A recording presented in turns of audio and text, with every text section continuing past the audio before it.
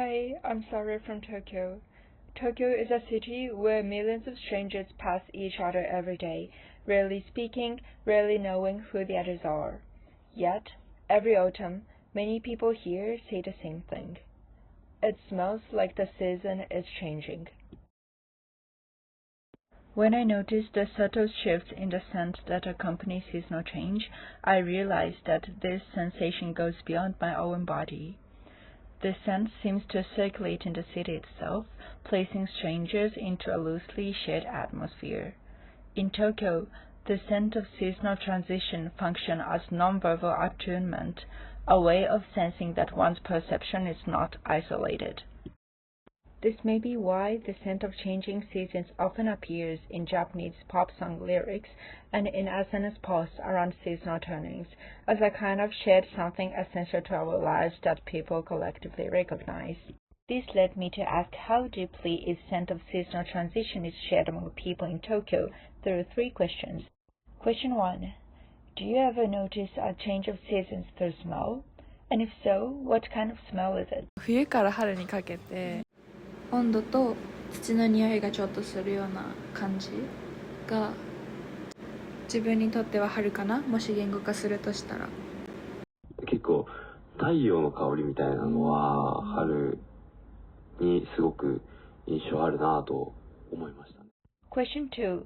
Does that smell evoke any particular feelings or atmosphere for you?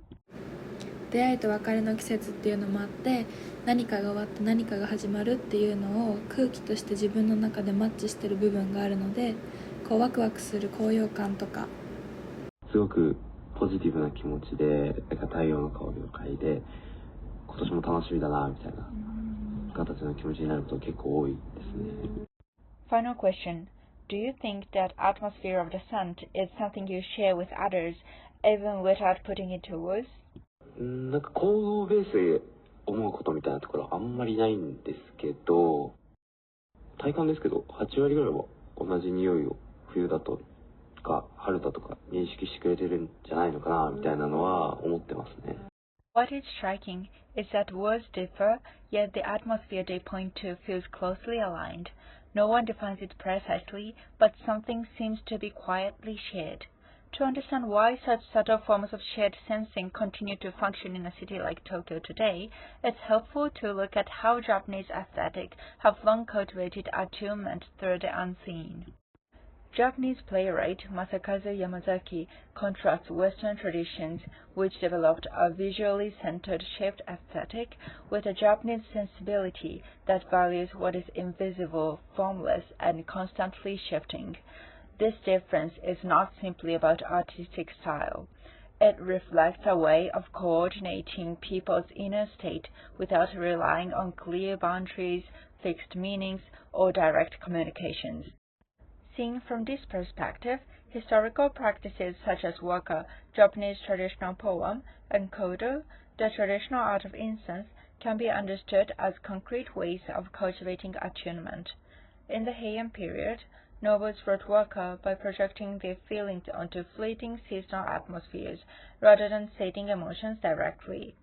Here, meaning was not transmitted as information, but emerged through a shared sensitivity to seasonal presence. Later, in kodo, this logic became more explicit. Participants smelled fragrant pieces of wood and guessed the name of the wood through referring to the theme and sharing the images and emotions with others in the room. According to Yoko Iwasaki, the essence of kodo lies not in identifying a scent, but in collectively sharing something that exceeds sensory perception itself. Crucially, these practices did not aim to strengthen individual identity.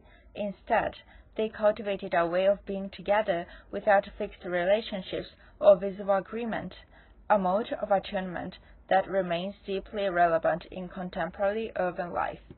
To conclude, in Tokyo's anonymous urban life, smell functions as a medium of attunement. It enables people to share presence and atmosphere without language, visibility, or stable social ties.